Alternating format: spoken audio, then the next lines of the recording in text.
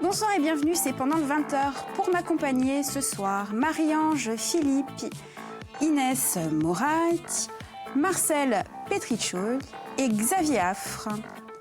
Nos esprits critiques jouent les concierges aux clés d'or et nous invitent à l'hôtel. C'est le thème de notre Culture Club avec, au sommaire, ce soir, 2 BD Red River Hotel de Cornette et Constant et Hôtel particulier de Guillaume Sorel. Du cinéma avec des incontournables Psycho Shining, The Grand Budapest Hotel et Hotel Singapura. Un livre en VO, America's Most Haunted Hotels, de Jamie Davis Whitmer et un bonus track en musique, Hotel California, signé The Eagles. Alors, miroir de nos sociétés, de ses craintes et de ses fantasmes, l'hôtel est une expérience en soi.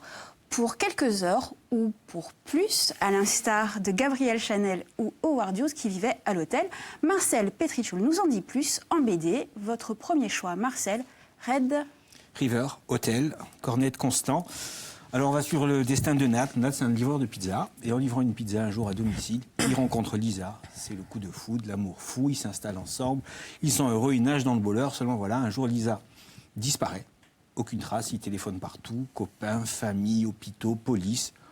On ne reverra plus jamais Lisa. Bien sûr, Nat est complètement désespéré, désemparé. Il ne comprend pas, tout allait bien entre eux. Il cherche, il ne comprend pas pourquoi elle a disparu comme ça, sans laisser aucune trace. Il ne supporte plus l'appartement où il vivait. Trop de souvenirs, l'absence le pèse vraiment. Alors il prend son baluchon, puis il va errer dans la ville. C'est une ville qui rappelle le New York des années 50-60. Et puis ses déambulations l'amènent au hasard, devant le Red River Hotel, hôtel banal, hôtel anonyme, un petit peu étrange. Il va se réfugier dans cet hôtel. Progressivement, il va s'enfermer dans la solitude. Il va se muer dans un mutisme angoissé. Alors l'hôtel est étrange. Alors les clients, c'est encore plus étrange que l'hôtel. Par exemple, à côté de la chambre à côté, il y a une jeune fille qui s'occupe de sa grand-mère, qui semble folle, complètement folle, qui n'arrête pas de hurler, qui est harcelée par ses 2 fils qui lui réclament un héritage. Il y a un client où il y a constamment un bruit de fraiseuse dans sa chambre d'hôtel, on ne sait pas pourquoi. Et puis alors, quand on entend le réceptionniste qui ne parle qu'à la 3e personne, lui, il est encore plus zarbi que tous les autres. Alors, on se demande un petit peu où veulent nous emmener les auteurs. On a un sentiment d'étrangeté, on ne sait pas si c'est du polar, si c'est du fantastique. En plus, c'est une série où il ne se passe pas grand-chose. Il n'y a pas d'action, il n'y a pas de suspense. Tout l'intérêt n'est pas là. L'intérêt, en fait, elle est dans l'ambiance que distille cette bande dessinée. Dans les silences aussi, vous allez voir qu'il y a énormément de cases où il n'y a pas de bulle. Et ça illustre parfaitement le malaise de Nat. On se demande parfois s'il perd papier, s'il n'imagine pas un petit peu tout ce qui se passe autour de lui. Il va se poser beaucoup de questions en lisant cette BD. Pourquoi les clients sont-ils excentriques? Est-ce que c'est à cause de l'hôtel? Pourquoi le collègue de Nat, quand il lui dit à quel hôtel il a l'air surpris et un petit peu mal à l'aise? Est-ce qu'il y a vraiment une rivière rouge qui coule sous cet hôtel? Est-ce qu'il y a une relation entre tous ces clients? Est-ce qu'ils se connaissent? Alors, au niveau du dessin, c'est traditionnel, c'est une ligne très claire. Ça révolutionne rien du tout. C'est classique, les cadrages aussi, il n'y a rien de révolutionnaire là non plus. On est dans le traditionnel pur et dur. Les couleurs sont plutôt légères, parfois un petit peu passées. Moi, je trouve que c'est un dessin qui a un charme un petit peu désuet. Et encore une fois, le dessin passe au second plan parce que ce qui est important, c'est l'ambiance. Il y a énormément de flashbacks. Vous allez voir qu'il y a plein de sous-intrigues. Et puis surtout, plus on avance, plus on s'aperçoit que le personnage principal, c'est cet hôtel. On va découvrir cet hôtel. Alors, si on aime un petit peu sortir des sentiers battus, si on aime un petit peu bousculer les stéréotypes d'un genre, il faut lire cette BD parce que vraiment, elle nous surprend beaucoup. Il y a 3 tomes. Il y a 3 tomes. Il y aura un 4e tome normalement parce qu'à chaque fois, c'est un diptyque, une histoire en 2 tomes. Le 4e tome n'est pas encore paru, mais c'est toujours l'hôtel qui est le thème central de tous ces tomes. Votre 2e sélection? Alors, c'est Hôtel particulier de Guillaume Sorel. Quelques libertés avec le thème, Marcel, un petit peu. cette Il y a fois-ci. Hôtel dans le titre. Et puis, surtout parce que Guillaume Sorel est un immense dessinateur. Alors là, on va suivre l'histoire d'une jeune fille. En fait, c'est en plein hiver. Et les voisins voient que la fenêtre de cette jeune fille est ouverte. Alors qu'il neige, il fait vraiment très froid. Ils appellent les autorités. Et on découvre cette jeune fille. Elle s'est suicidée. Elle est dans sa baignoire. Elle est là, telle une princesse des glaces. Elle n'est plus. En fait, elle n'est plus, mais son fantôme, lui, est toujours dans l'immeuble. Elle est invisible aux yeux de tous les occupants de l'immeuble. Elle peut passer à travers les murs, bien sûr. Alors elle est là, elle observe, bien sûr, elle va rentrer dans l'intimité de tous ses occupants. Elle va découvrir des personnes là aussi un petit peu bizarres en découvrant le quotidien de ses voisins. Il y a un peintre qui possède un miroir magique. Il y a une femme de ménage qui est fatiguée de faire le ménage pour les autres. Il y a une sorcière qui fait les félins en civet. Il y a un couple adultérin qui vit leur passion devant les yeux du mari, caché derrière un miroir sans teint, un appareil photo à la main. Bizarre, hein? Puis il y a une petite fille. Non, c'est glauque. Il y a une petite fille aussi, qui est au fond d'un placard, tout noir. Alors, elle s'ennuie, elle est seule, pas si seule que ça, parce qu'il y a un être qui peut la voir et qui peut lui parler. C'est un chat, bien sûr. Et ce chat va l'aider un petit peu à découvrir tous les ressorts occultes qu'il y a dans cet hôtel. Alors voilà, en fait, il est question d'un immeuble qui, après une mort tragique, va révéler toute son âme. Les textes sont d'un lyrisme absolument fabuleux, il y a beaucoup de phrases empruntées à des auteurs tels que Rimbaud, Baudelaire, Zweig, que Sorel a illustré. Les derniers jours de Stefan Zweig en BD, c'était de lui. Exact. C'est parsemé de citations, beaucoup d'allusions à la littérature, le livre magique, le chat d'Alice au pays des merveilles, mots d'une grande justesse, ça nous plonge vraiment dans une atmosphère surréaliste, et surtout c'est le dessin de Sorel. Alors c'est un dessinateur qui a l'habitude de travailler en couleur directe, et là il nous propose un lavis à l'encre de Chine qui est d'une justesse, d'une finesse remarquable, seulement rehaussé de touches de blanc et de gris. Les cadrages sont somptueux, il y a un travail sur la lumière dans ces dessins. Enfin, c'est tout simplement sublime. Sorel est un des plus grands dessinateurs français actuels. Il faut le découvrir. Il faut se plonger dans cette espèce de langueur que nous propose cette bande dessinée. On est entre érotisme et fantastique, on est dans une poésie sombre, l'esthétisme est absolument fascinant. Voilà, on est happé par cette langueur. Si vous avez une âme sensible, surtout, n'hésitez pas, plongez-vous dans cette BD. Voilà, vous allez être ébloui par le talent scénaristique et graphique de Sorel. Et c'est chez Casterman. C'est chez Casterman. Xavier, vous l'avez lu? Alors, j'avais beaucoup aimé moi, le travail qu'avait fait Sorel sur les derniers jours de Stefan Zweig, ou Stefan Zweig, je sais pas comment on dit. Mais pour le coup, je l'ai lu avec... c'est fascinant. Je rejoins Marcel, parce qu'il a presque tout dit, évidemment, mieux que moi. Sur les dessins, par exemple, c'est magnifique. C'est quelques nuances de gris qui sont assez subtiles pour le coup, celle-là. Non, c'est très beau, c'est très cinématographique, on le dit souvent, mais la BD... C'est un peu cette idée-là. J'ai beaucoup aimé cette idée de personnage comme ça qui est donc fantôme là pour le coup, mais qui fait un peu différent, qui fait un peu le voyeur en quelque sorte, et nous avec, même si c'est pas du voyeurisme trash. On apprend un peu plus sur chacun des occupants de chacun des appartements. Je trouve ça assez sympa. Et puis Marcel fait écho à l'un des films dont je vais parler, donc que vous voulez dire, c'est un maître. Vous êtes très fort parce que vous faites vous-même votre propre transition. Voilà. Eh oui. Voilà. Avec parce que je me méfie des votes, peut-être. Peut-être. Non, j'allais dire un record personnel, Xavier. 4 films. Mais on va aller très vite. En fait, c'était pour un thème. Non, mais l'idée, c'était, et c'est des films en plus très connus, c'était de chercher des hôtels dans les films. Autant vous dire que là, le choix était... j'avais un choix très large. Parce que qu'on pense d'Hitchcock à Kubrick, si je pense à Marcel Carmé, Hôtel du Nord, si je pense à Wes Anderson, que vous aimez beaucoup, ou Wong Kar-wai, 2046, enfin bref, beaucoup de réalisateurs. John Wick. Ouais, voilà, bien sûr, évidemment, mais beaucoup, Sofia Coppola aussi, avec le château Marmont qu'elle a utilisé dans un de ses films, Somewhere. Donc il y a beaucoup de réalisateurs qui ont choisi l'hôtel comme soit lieu, mais pas que de décor, soit comme personnage à part entière. Alors, j'en ai sélectionné 4, et pour aller assez vite, parce que c'est des classiques, et il faudrait des heures, et je n'ai pas le temps, bien sûr, pour en parler. Psychose, par exemple, d'Alfred Hitchcock. Je pense que tout le monde ici se souvient du Bates Motel, qui fait l'objet d'une série, d'ailleurs, depuis peu. On se souvient aussi de ce personnage d'Anthony Perkins, pas Hopkins. Mais cet hôtel qui est le piège, qui se referme sur cette pauvre Janet Leigh, qui a eu le malheur de dérober quelque chose sur son lieu de travail. Et on se souvient tous de cette scène de la douche qui se passe dans ce motel, donc c'était juste une évocation. Et la musique, bien sûr, bien entendu. Cette scène de la douche qui est restée éminemment très très célèbre. Autre grand réalisateur, peut-être le plus grand de tous, je fais un petit coucou à notre réalisateur d'aujourd'hui, Stanley Kubrick, évidemment, avec Shining. Alors là, on se rappelle tous de l'Overlook, vous savez, quand même, hôtel. L'hiver, Jack Nicholson qui doit garder comme ça cet hôtel tout seul avec sa famille, donc sa femme et son fils. Son fils qui a peur de cet hôtel. Lui qui perd la raison complètement et qui divague. Et là aussi, évidemment, le personnage principal, alors c'est peut-être le personnage joué par Jack Nicholson, mais c'est l'hôtel. C'est de l'hôtel qui a cette fascination, cette peur. Et là aussi, ça devient, ce que vous avez dit tout à l'heure, peut-être la projection, le reflet un peu de la schizophrénie du personnage. C'est comme un labyrinthe, finalement, cet Overlook qui est immense. Voilà, qui existe. En fait, la bâtisse existe. En regardant, ça s'inspire de certaines lodges. Ce sont des espèces d'hôtels. Timberline. Voilà, vous avez la même référence, vous avez bien travaillé. Le Timberline du Mont Wood pour l'extérieur. Qui se trouve où? Dans l'Oregon. Où se trouve le Bates Motel de la série? Ah, ça c'est une bonne... L'Oregon. Oregon, coïncidence, je ne crois pas.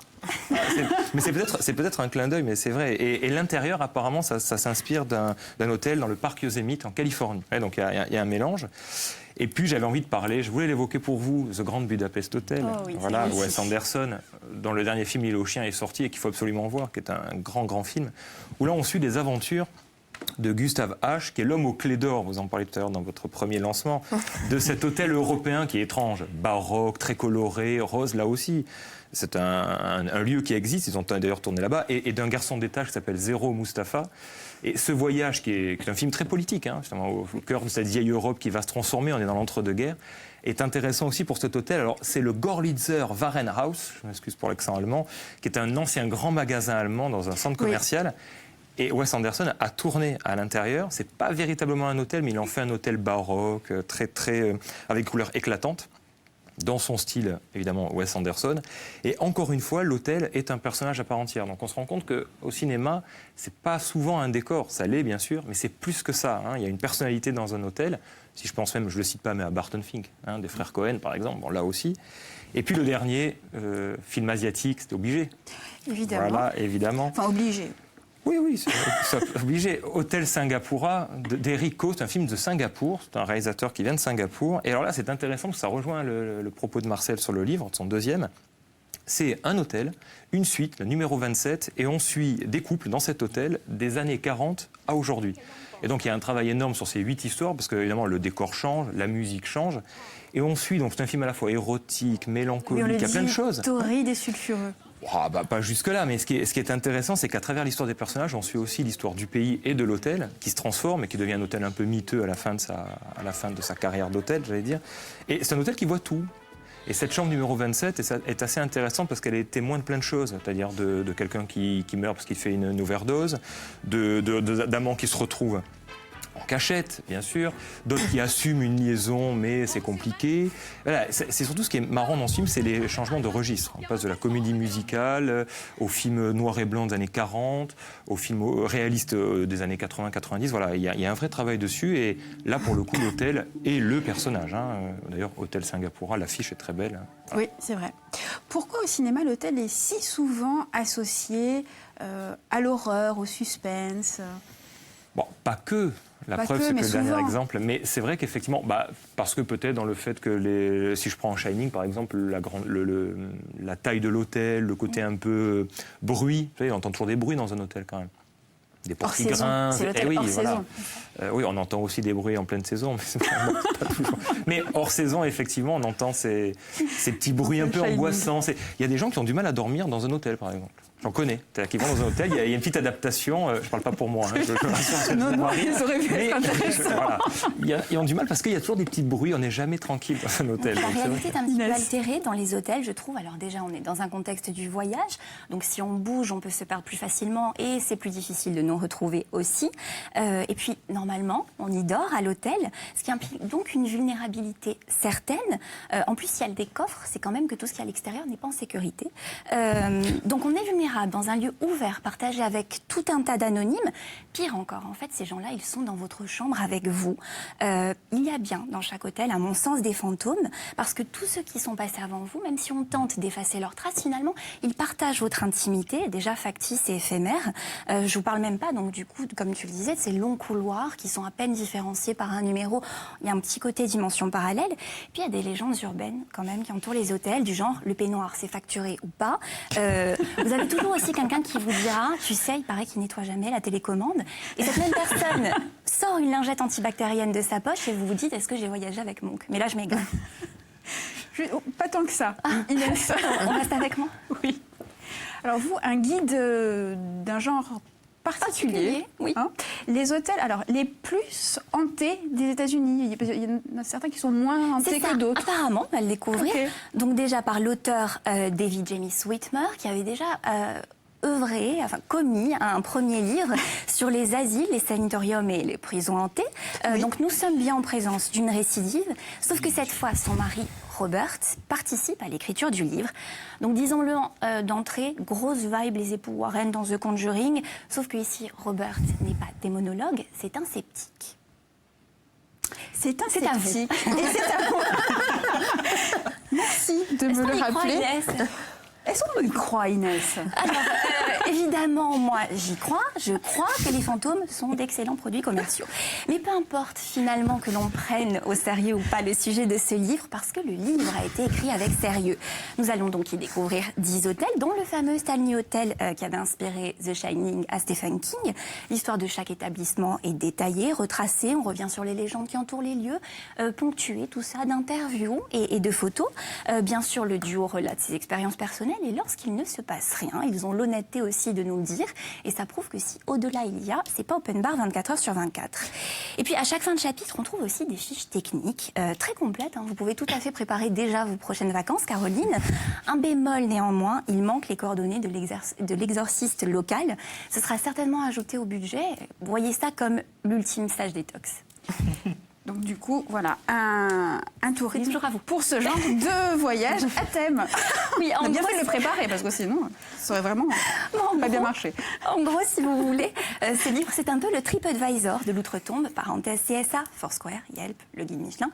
Du coup, on s'attend presque à retrouver des avis façon « rien à redire, les draps du fantôme étaient très propres ». Ou encore « moi, les revenants n'avons pas réussi à trouver le repos, bravo ». Sinon, en vrai, quand même, ce qui est intéressant dans le livre, c'est que, évidemment, nous ne sommes plus dans le cas où les hôtels sont de simples toiles de fond transitoires. Ils ne sont même pas à niveau au-dessus des sources d'inspiration. Ils deviennent quasiment la destination. Ils sont eux-mêmes le monument à visiter. Alors, du coup, croyez-moi ou non, mais j'ai déjà lu des livres ghostwrités qui étaient beaucoup moins enrichissants. Et c'est sûrement ces lectures-là qui vont me hanter.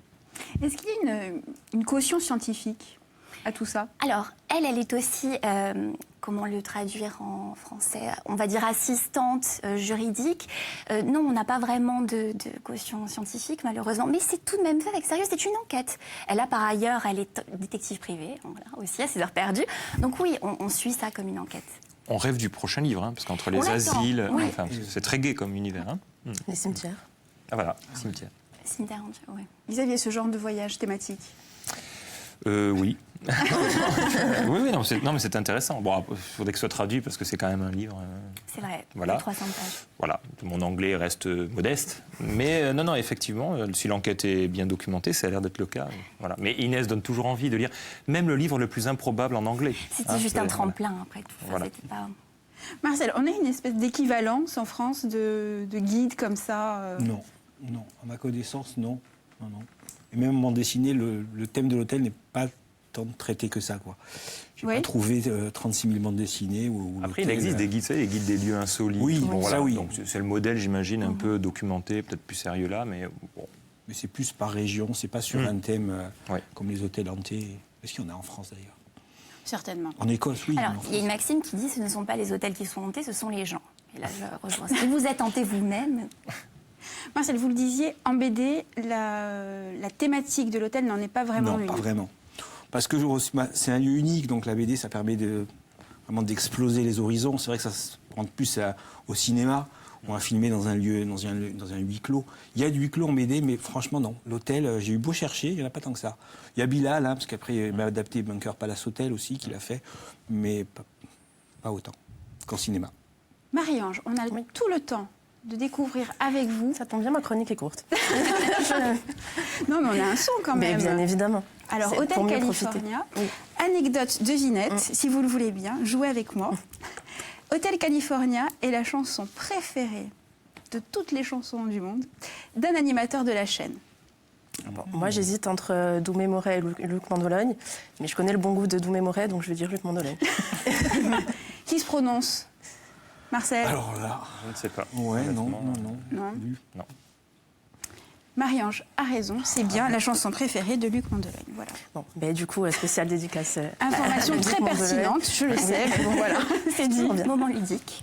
Non, Évidemment, un grand classique de la musique, Hotel California, des millions et des millions de disques vendus. Et ce qui est intéressant dans cette chanson, c'est que tout le monde la connaît sans véritablement en savoir le sens. Parce que si l'on prête pas forcément attention aux paroles et plutôt à la musique, ce qu'on a tendance à faire, on a l'impression que Hotel California, c'est plutôt une ballade où l'on raconte un espèce d'endroit idyllique où une Californienne crinière rousse au vent se baladerait, libre comme l'air, en roller à Venice Beach. Bon, bref, le décor est planté.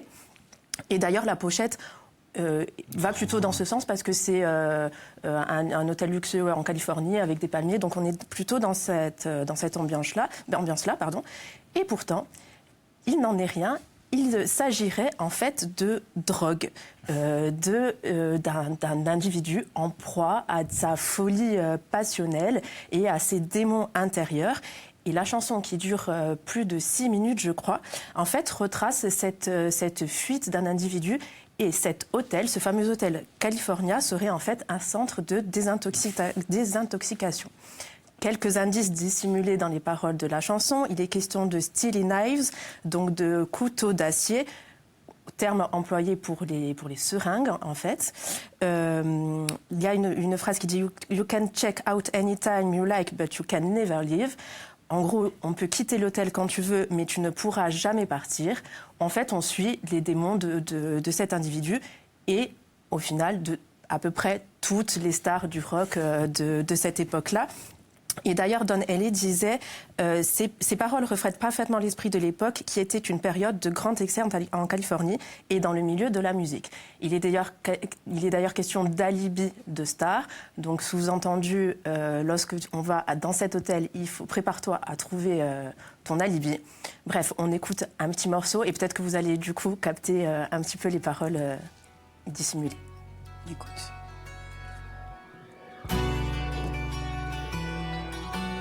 On n'écoute pas si vous voulez. Hein. D'accord. Alors, le son. Chante, Marcel. La magnéto, c'est... D'accord. Alors, de toute façon, on a le son. Sinon, vous tapez chez vous YouTube, Hotel California. Alors, on écoute.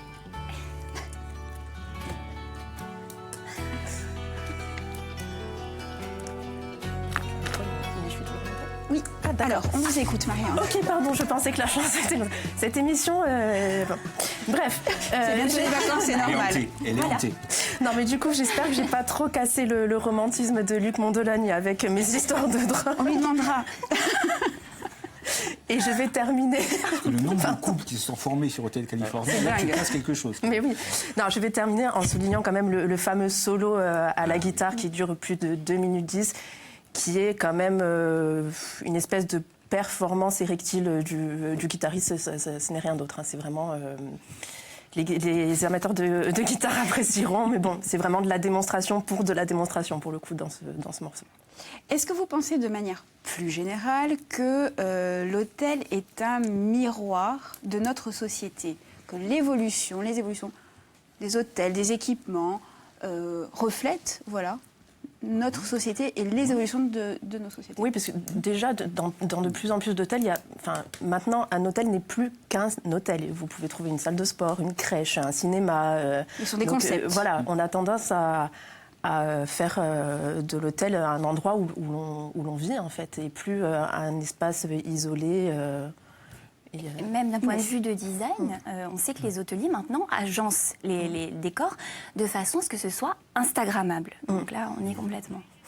Même au niveau de la fréquentation. Hein. Marcel, oui. Même au niveau de la fréquentation des hôtels. Hein. Il y a un mélange. Des gens qui n'ont pas forcément les moyens maintenant envie de se payer un hôtel de luxe. Donc oui, c'est complètement un reflet de notre société. Marie-Ange, oui, Je non? dirais Airbnb nous a tués, mais... Oui, c'est un autre débat. Et qu'est-ce qui fait qu'on a quand même des petits papillons dans le ventre quand on pousse la porte d'un hôtel ou d'une chambre d'hôtel, Marie-Ange? Il peut y avoir des SK derrière, donc je comprends le petit frisson. L'inconnu. Voilà. Marcel, pour On ne vous? sait pas ce qu'on va découvrir dans un hôtel. On ne sait pas quels vont être nos voisins de chambre, comment la réception. Moi, je pensais plutôt à la découverte, un petit frisson de découvrir ce qui se cache derrière cette porte d'hôtel. Pour vous, Xavier? Écoutez, moi je suis embêté parce que je n'ai jamais ressenti de frisson sans la C'est porte. alors, c'est dommage. Peut-être, oui, je ne sais pas. Bon, peut-être là, effectivement, la hantise de trouver quelque chose qui ne correspond pas. Ah, mais de suite, mais non, mais vous, là, vous êtes mauvais esprit. C'est toi qui laisses les commentaires. Par exemple. Non, mais c'est important. Mais je rejoins, moi, ce qui m'intéresse, c'est l'hôtel en tant que phénomène de société, effectivement. Notamment à Cannes. Je suis allé où là, effectivement, l'hôtel prend toute sa dimension. Incroyable. Ça fait rêver. Mais bon, pas tout le monde. Hein, moi. Et Inès? Écoutez, si l'un ou l'une d'entre vous veut venir à l'hôtel avec moi, il découvrira bien assez tôt. C'est dit, l'invitation est lancée. N'oublie pas de mettre le numéro de téléphone. C'est ça. Allez, pour prolonger notre séjour dans cet hôtel 5 étoiles luxe, je vous rappelle les références du soir. Les BD Red River Hotel de Cornette et Constant et Hôtel particulier de Guillaume Sorel. Les cultissimes Psychose, Shining, The Grand Budapest Hotel et Hôtel Singapura. Ça, c'était pour les films. Le livre de Jamie Davis Whitmer, America's Most Haunted Hotel. Et un son Hôtel California signé The Eagles. Alors, Marie-Ange, Inès, Marcel, Xavier, merci. Je vous dis à très bientôt. Pendant le 20h, c'est fini pour aujourd'hui et ça continue en replay sur Internet. Merci de nous avoir suivis. On se retrouve très bientôt, toujours sur France 3 Corse via Stella. Merci beaucoup.